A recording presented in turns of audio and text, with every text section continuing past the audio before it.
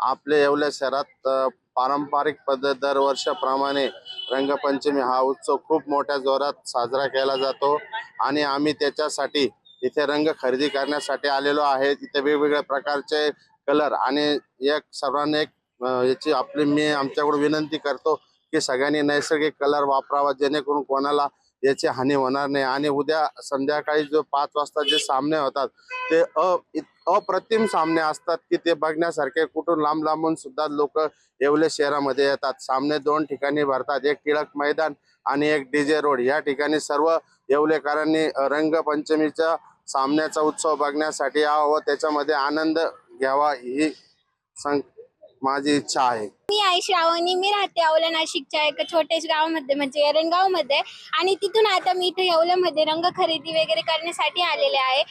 येवल्यामध्ये रंगपंचमी हा सण खूप उत्साहाने साजरा केला जातो। येवलेकरांसाठी हा सण खूपच महत्त्वाचा असतो आणि आपण इथे रंग वगैरे खरेदी करण्यासाठी आलेलो आहे।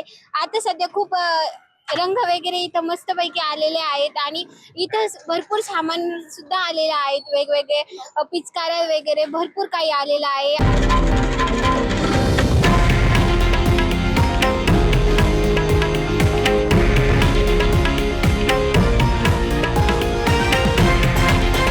हे आहे देशातील नंबर 1 न्यूज नेटवर्क आणि आपण पाहत आहात TV9 मराठी, एकमेव।